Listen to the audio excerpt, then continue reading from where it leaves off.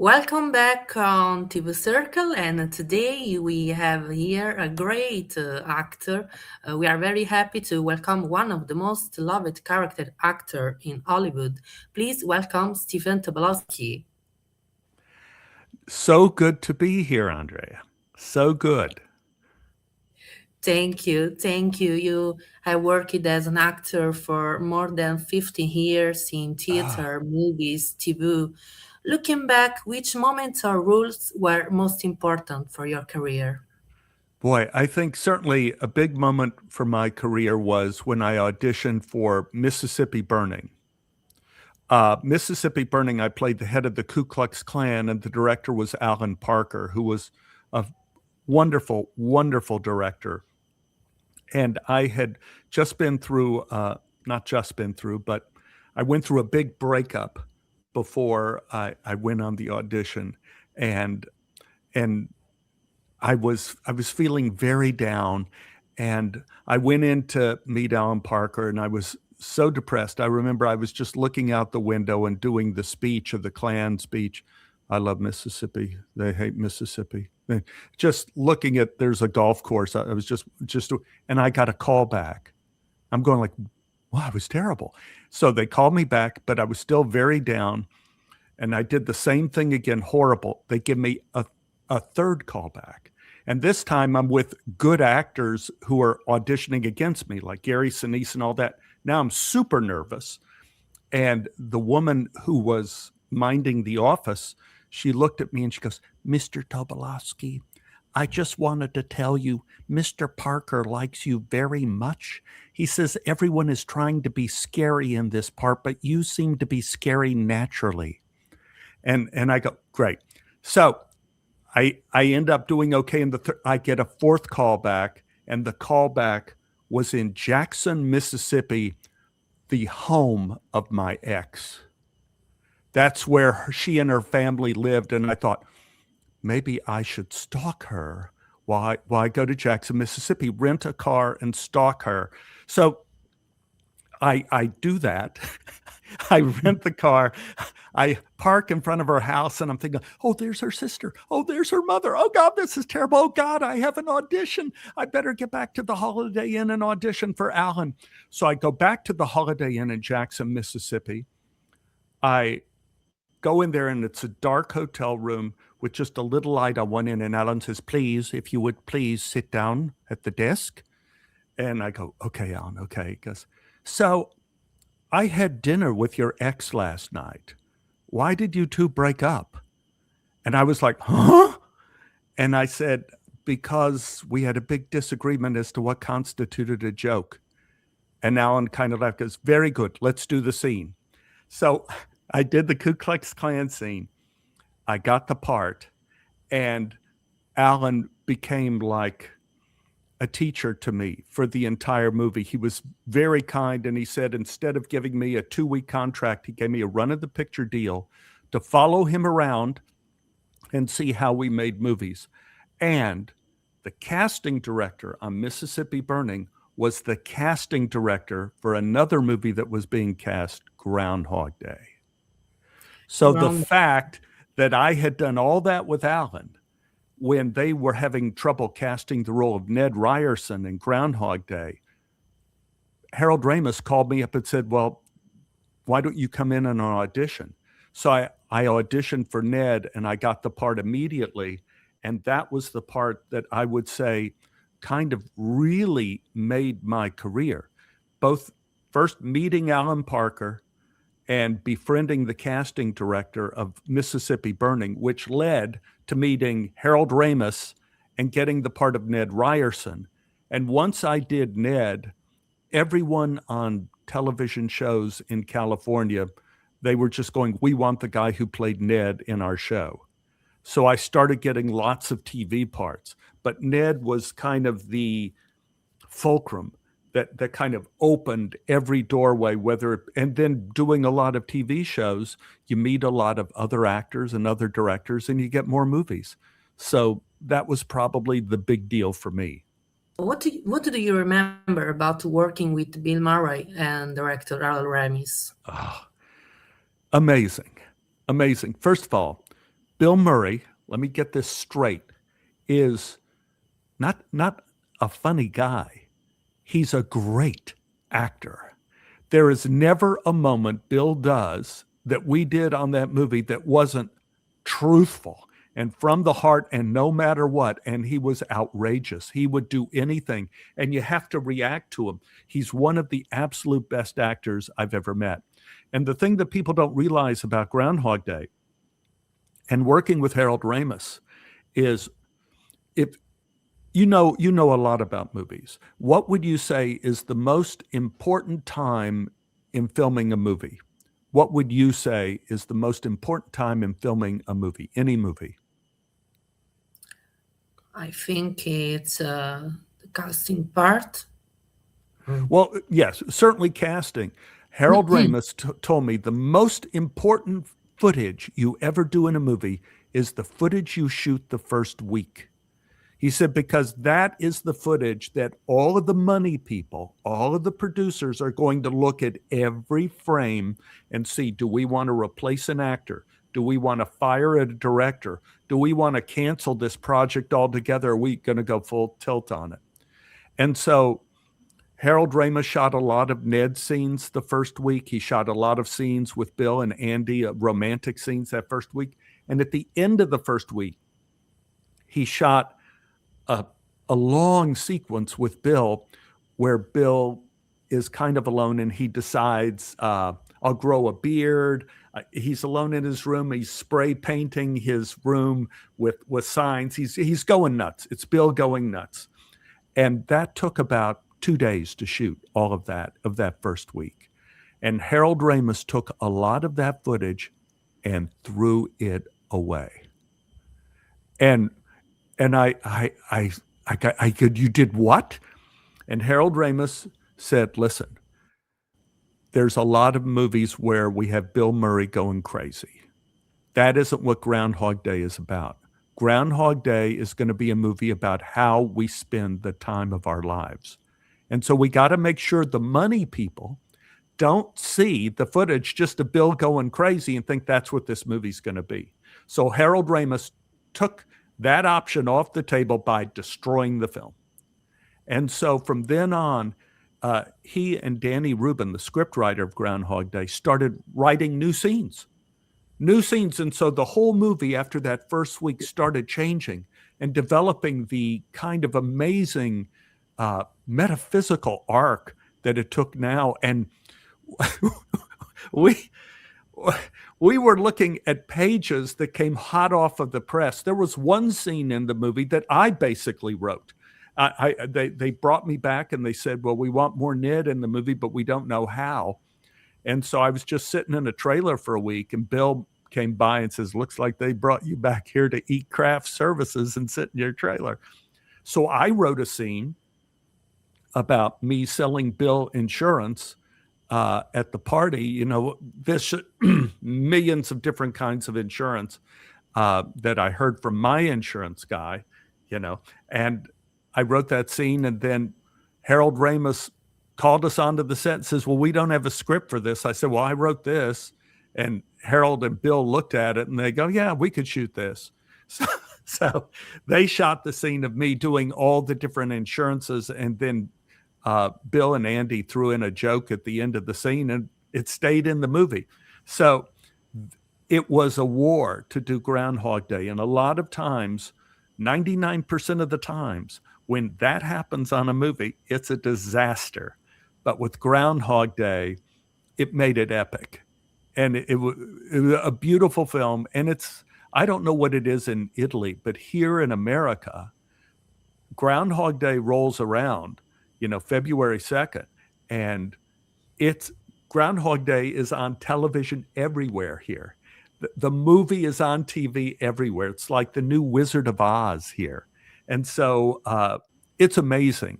It's amazing the impact that movie had. It was the right story at the right time, directed by the right man.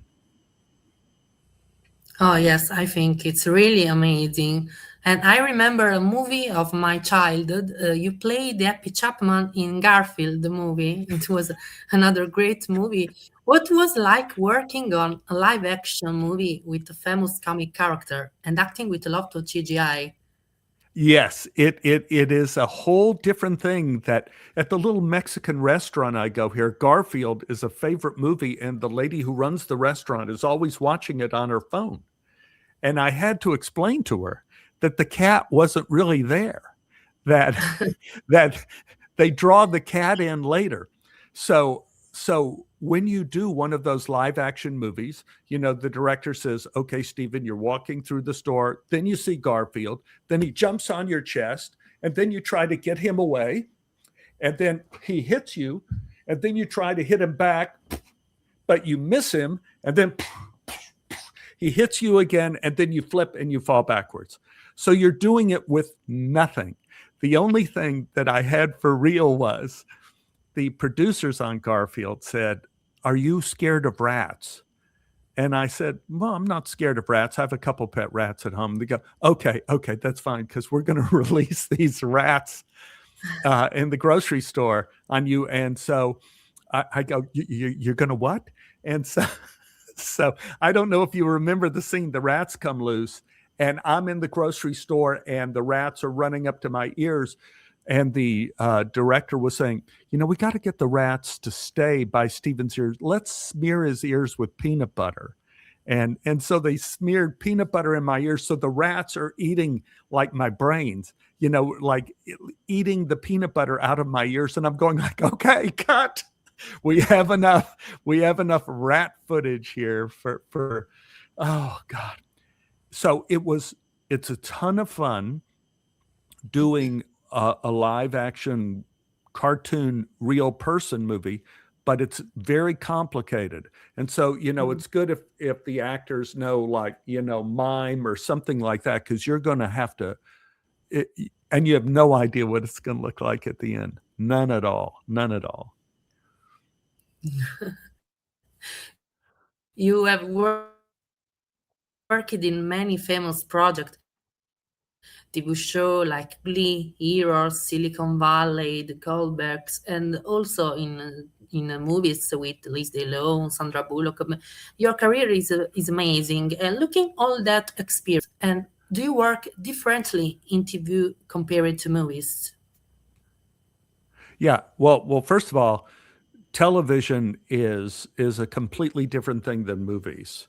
And now, the world has changed again, because I don't know what it's like in Italy, but the movie theaters here in America are going away. You don't go into a big movie theater now and see a movie. You watch it on Netflix, you watch it on TV. So when you are watching a movie on TV, they have a television edit of old movies where they bring everything in. And when they shoot movies now, the directors and producers know it's probably going to be on TV, so you have different kind of shots. You have fewer shots of vista and wide shots where you see a lot of scenery. Everything's mainly close up or two shots. So you kind of act differently. You don't have to worry so much about your physicality, because most of it is just going to be from your neck to the top of your head when they finish the shoot. Uh, I don't know what's going to happen with the future of entertainment out here in Los Angeles, because a lot of the studios are going away here. And a lot of it was COVID, followed by the writer's strike, followed by the actor's strike. And it just turned out too many interruptions in the normal flow of events. So right now, I did a voiceover for The Simpsons, like about a month ago, and so I went to Fox Studios, which used to be just packed, with all sorts of things happening. The place was deserted. The only thing on the studio was The Simpsons, and Disney was the same way. I did work at the Disney studio, empty. You could no problem parking your car this time. So I think in the old days, I would take a look at if I was going to do a show, like if I was going to do Silicon Valley, for example, I would watch as many of the first Silicon Valleys as possible because the earlier shows are always directed or done by the writer producers. And so you get an idea what the flavor of the show, Californication. You take a look at the early shows of Californication and you see what their storytelling is. Different producers, different directors have a different form of storytelling. And it's important for the actor to match that storytelling when he auditions. If you see that they have a lot of outrageous humor in the shows, like I could bring up Silicon Valley. I'm watching Silicon Valley, the early Silicon Valleys, and they're bringing me in to audition for this part that may or may not be another regular on the show. And I was getting the idea that the show is both real and outrageous at the same time. So I had auditioned as Jack Barker, the computer guy on that show. I had auditioned with that 2 or 3 times for these guys, and now came the big network audition. This is where you audition for all the bosses, and it's what really counts. And so they have all the big guys, all the cheeses, sitting in a row at the back of the room. And then in front, they have a little camera, and there was a girl operating the camera. And then you have the hot seat, which was a stool in this case, where I was supposed to sit and do the scene for these people. And so Mike Judge, who was a producer, one of the producers on the show, said, "Do you have any questions?" I go, "Yeah." How do you see Jack Barker? I know how I see him. How do you see him? How do you guys see him? And Mike says, "Well, it's, Jack is just a kind of take charge guy. He's a guy who just kind of takes over, whatever he does." I go, I see. So we'll just do the scene now? He goes, yeah, just do the scene now. So I sit in the chair, and the girl gets the camera ready. And I said, wait, before we do the scene, how are you framing me? And she goes, what? I said, how are you framing me in the camera? I mean, are you just doing my head? Are you doing my head? And are you doing the full body? And she says, well, I'm doing kind of from your knees. I said, here, let me look. Here, you sit in the chair, and I'll go take a look at the camera. And I'll go look at the camera. So I'm looking at the camera. I go like, I don't know if this, I don't even know. The light isn't on your face at all. I don't know if this is going to work. Is there any other place we can do this? And I picked up her camera and I started moving it. And I said, why don't you try standing against the wall? So I moved her against the wall. I put the camera there. I go, no, this isn't working. Let's go out in the hallway. And I take the camera. I go out in the hallway. I give her back her camera. I walk to the elevator, go down to my car, and I drive home. And I never do the scene. I just leave. In other words, I took over the room. And I get a phone call from my agent on the way back, and he's laughing his head off and goes, what did you do? And I said, well, they wanted me to do the scene, but they wanted me to take over the room. So I took over the room, and I didn't want to audition. So I just left. That's, enough of this. And they go, well, you got the part. So if you know the tone of the producers of what they think is, if I had done that on a different kind of show, I would have been murdered. But I had seen the show and knew the tone of humor that they had with the show. And I thought they're either going to like this or not like this. But they've seen me do the scene 3 times before. So I'm not going to do it any differently. So I'm just going to give them something new. And so sometimes you have to take over the audition and just, that has worked for me on occasion. Sometimes it doesn't, but on Silicon Valley, on One Day at a Time, doing that for Norman Lear, that worked because it was the first time I met Norman Lear on One Day at a Time. And he didn't know this, but he was the first famous person I ever met when I came to Los Angeles, because a girl from our neighborhood was on the first One Day at a Time. And so when I came out to Hollywood, first came out, she said, I'm going to be shooting a TV show One Day at a Time. Do you want to come watch it? And so I did. And I met the younger Norman Lear at the time when I went to see Kay Callan. And he goes, you knew, oh, yes, I remember that. And you came back and you said hello to me. Oh, yes. And so I did that before my audition on this One Day at a Time. And I think that could be a reason why I got it, because there was a personal connection and not a professional one. After such a long and successful career, what still excites you about acting today? What makes it fun for you?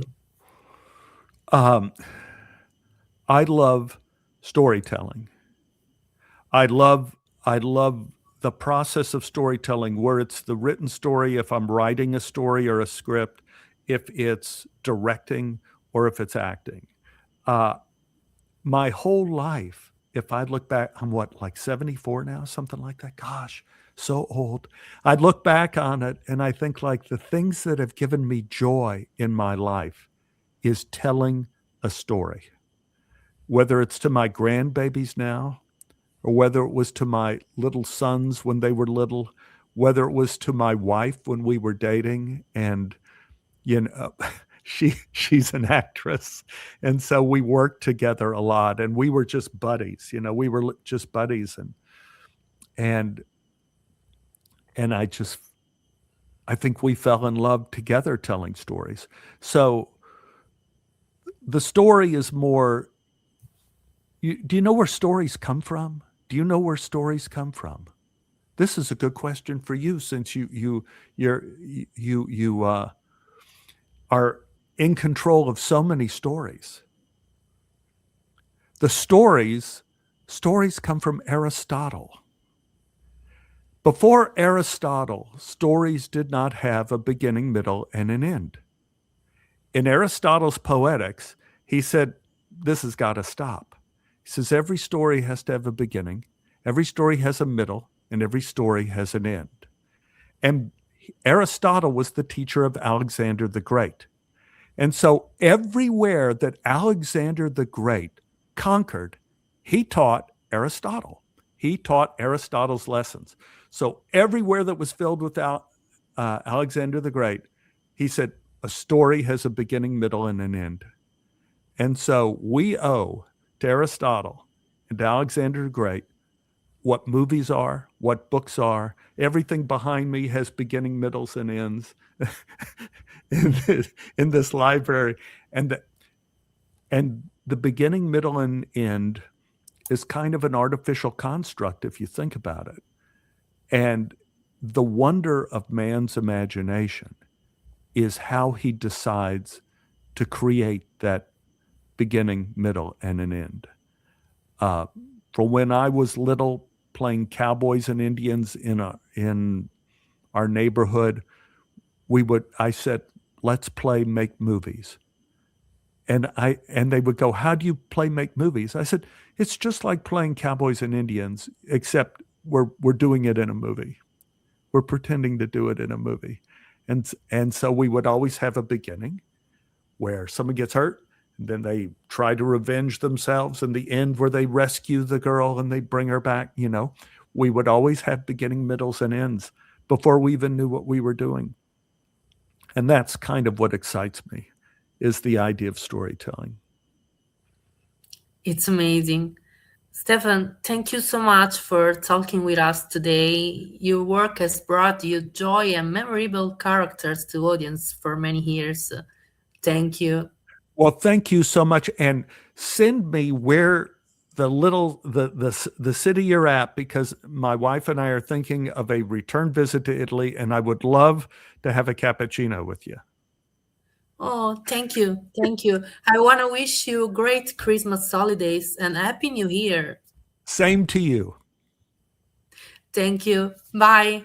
Bye-bye.